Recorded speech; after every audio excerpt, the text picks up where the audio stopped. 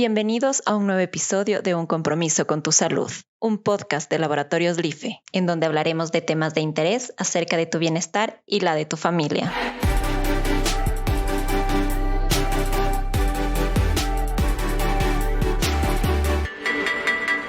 Buenos días, estamos aquí con el doctor Diego Egas, médico cardiólogo, que quisiera que se presente y nos cuente un poco de su experiencia. Bueno, yo soy cardiólogo como especialidad, tengo dos subespecialidades, una en arritmia, electrofisiología, otra en marcapasos, y dedico pues mi ejercicio aquí en el Ecuador a la cardiología.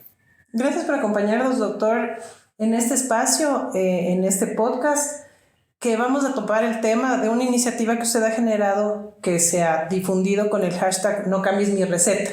Lo primero que le quisiera preguntar es, ¿qué motivó esta iniciativa? ¿Cómo nació esta iniciativa?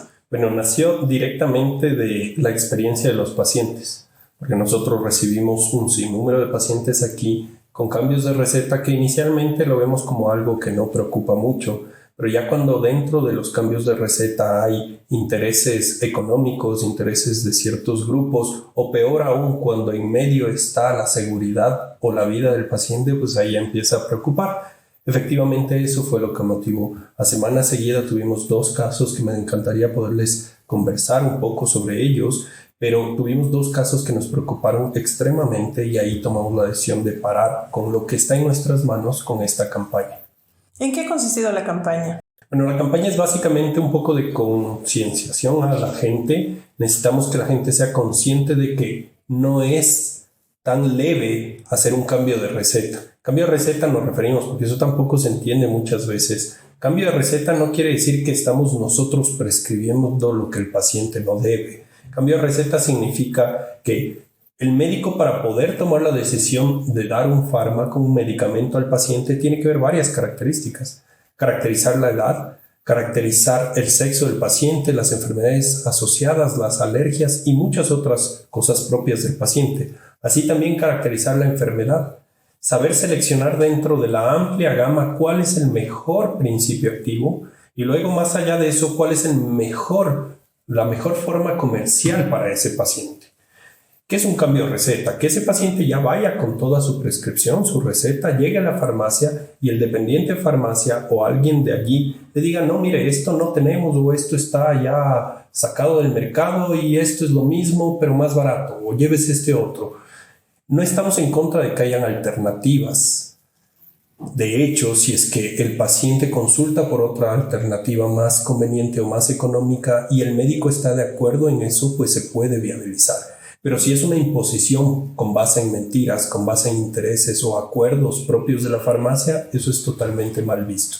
Porque en ese intermedio han habido muchas repercusiones porque no les dan el mismo principio activo o no les dan la misma dosis o por último un fármaco que se debería tomar una vez al día les dan cada 8 horas o cosas por el estilo que llevan a complicaciones y graves. Tal vez es importante recalcar para la gente quiénes son las personas facultadas para prescribir según la ley ecuatoriana. Legalmente solo el médico o quien tiene realmente una codificación registrada en el Ministerio de Salud Pública que se basa en toda la preparación previa académica de tercero y cuarto nivel, adicional al ejercicio reglamentario de, por ejemplo, una medicatura rural. Cuando nosotros hacemos y cumplimos con todo esto, se someten los documentos y títulos al ministerio y son ellos quienes nos dan nuestro sello, nuestro código para poder prescribir. Quiere decir que si uno va con una receta con un sello médico y de pronto en la farmacia dicen no, tómese este otro, es realmente un error. Teóricamente es ilegal el cambio de receta, pero es un poco irnos atrás, porque ¿de qué nos sirve tener un respaldo en la legislación si es que de pronto nadie lo respeta o nadie la conoce, peor aún?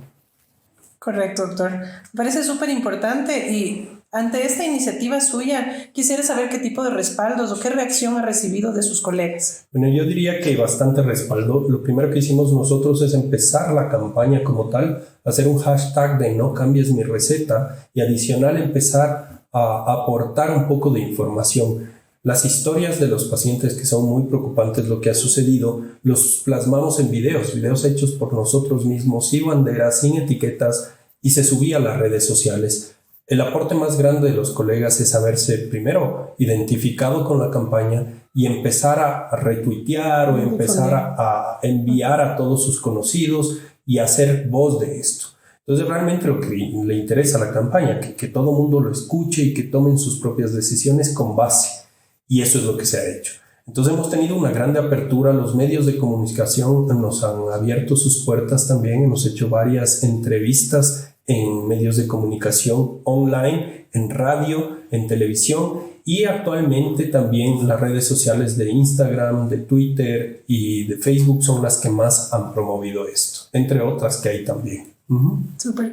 Usted nos comentó de casos que ha podido palpar muy de cerca. ¿Cuáles son los riesgos que existen para un paciente con un cambio de receta inadecuado en una farmacia? Bueno, existen muchísimos riesgos, pero dentro de esos yo creo que el error humano de estar tomando tú decisiones que no te corresponden, pues es bastante delicado. Nos pasó la experiencia de una paciente que, como ustedes saben, ahora en la actualidad en guías se recomienda simplificar los esquemas. Entonces, cuando uno es hipertenso, a veces tiene que tomar 3 o 4 remedios. Pues ahora hay los comprimidos en forma comercial que asocian principios activos. Entonces, en vez de tener 3 comprimidos, yo tomo una sola pastilla que tiene los 3 principios activos dentro. Resulta que en esto del cambio de receta de la paciente, que era una paciente muy difícil control de su hipertensión, de pronto fue donde el dependiente de farmacia y primero le dijeron a manera de mentira, este principio, esta forma comercial ya no existe, ya se descontinuó, ya no va a haber más, entonces tomes esta otra. Y ella tomaba un comprimido que tenía 2 componentes y cuando le otorgaron, le dieron una de uno solo. Quiere decir, le bajaron la dosis a la mitad prácticamente. La presión arterial, y eso pasó un mes antes de su consulta, la presión arterial se descontroló tremendamente, la función renal se descontroló, la paciente se volvió muy sintomática y claro, regresa a la consulta conmigo y ahí es que yo detecto el problema y, lógico, para corregir tengo que hacer un sinnúmero de exámenes.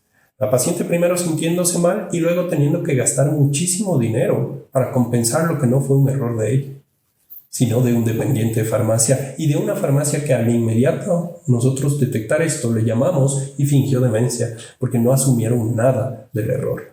Entonces es preocupante porque los pacientes se ven desprotegidos. ¿Quién le devuelve el dinero? Y más allá, ¿quién le devuelve todo el daño que ocasionó eso en su salud? Eso fue una de las historias. A la semana siguiente, coincidentalmente, tuvimos otro hasta más preocupante evento. Un paciente joven que lo venimos aquí monitorizando por casi 4 años, tomando antiarrítmico. Es un antiarrítmico de 150 miligramos que se toma 3 veces al día. Resulta que coincidentalmente de la misma casa hay otro fármaco que es un comprimido antihipertensivo, también de 150 miligramos, pero que se debe tomar máximo 1 vez al día. Al paciente, por cambiarle la receta de una casa a otra farmacéutica, pues le cambiaron un antiarrítmico de cada 8 horas a un antihipertensivo cada 8 horas. El paciente llegó, quiere decir, estaba recibiendo una superdosis. El paciente llegó en shock acá, la presión arterial muy baja a la sala de emergencia. De nuevo, ¿quién le devuelve todos los gastos de un hospital al paciente? ¿Y quién le devuelve los daños? Exactamente, porque por suerte el paciente llegó y salió bien, pero ¿qué pasaba si el paciente fallecía? ¿Quién va a asumir esa responsabilidad? Entonces nosotros realmente estuvimos allí para defender al paciente. A los pacientes que han tenido esto les hemos enviado a que denuncien, que no puede ser, porque es una mala práctica dentro de la medicina, no efectivamente del médico, pero sí dentro de todo el área de salud. ¿Y qué le recomendaría entonces a los pacientes para evitar que este tipo de casos ocurran? Una vez que el paciente sale con su prescripción del consultorio de un médico, ¿qué debería hacer? ¿Cómo se debería comportar? Bueno, primero el médico tiene que trabajar un poco en la conciencia del paciente. Entonces, explicarle que esté alerta, que si va a una farmacia y le dicen, mire, esto ya no hay, no le crea de entrada, hay intereses por detrás, que si es que por último le dicen eso en esa farmacia, salga y vaya a otra farmacia. Y si efectivamente en varias farmacias ya no hay el comprimido que dice su receta, se comunique con el médico para ver una alternativa. Si es que uno va a una farmacia y le ofrecen una alternativa conveniente, que ese es el nombre, y no está mal en la parte comercial también luchar un poco, las casas en eso pueden hacerlo, pero que antes de tomar la decisión de cambiar o que le cambien su receta, le cambien su prescripción, se comunique con el médico para que sea él el que autorice. Así como en las camisas nosotros tenemos calidad, también en los remedios tenemos calidad. Entonces hay remedios que valen la pena y que sí son equiparables, hay otros que no tienen estudios de base. Entonces es bastante científico la toma de decisión y yo diría que es necesario que se tome muy en serio esto del cambio de receta, no tan a la ligera porque puede llegar a ser muy peligroso. Valiosísima la campaña y las recomendaciones, doctor, para los pacientes. Para terminar esta conversación, recordemos que el 17 de mayo es el Día de la Hipertensión Arterial y aunque no tenga que ver exactamente con el tema que estábamos conversando, pero ¿qué mensaje podría dar usted a la población al respecto de la hipertensión arterial, una enfermedad con tanta prevalencia? Bueno, primero saber que las enfermedades cardíacas son silentes. Más de la mitad de la gente que tiene hipertensión no conoce que la tiene. Mi mensaje sería no esperar a que te diagnostiquen o que te duela algo para ir al médico, sino anda de manera preventiva. Hay muchas cosas que se pueden hacer antes de que se establezca una presión elevada y si es que ya vemos que se ha establecido podemos tratar temprano antes que tardíamente, por ende no tratar complicaciones, que es mucho más caro y mucho más peligroso, sino tratar de raíz las cosas. Yo creería que ese es el mejor mensaje, hacer medicina preventiva.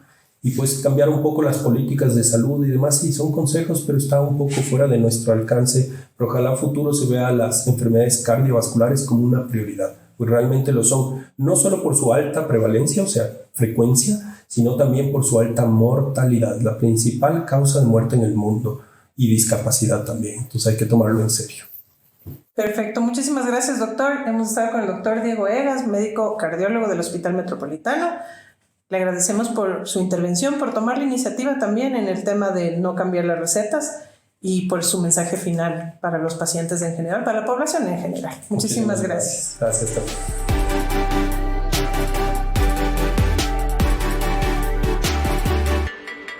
Esto fue Un Compromiso con tu Salud. Acompáñanos en nuestro próximo episodio con un nuevo tema. Puedes escuchar los episodios anteriores de Un Compromiso con tu Salud en nuestro canal de Spotify. No te lo pierdas, te esperamos a la próxima.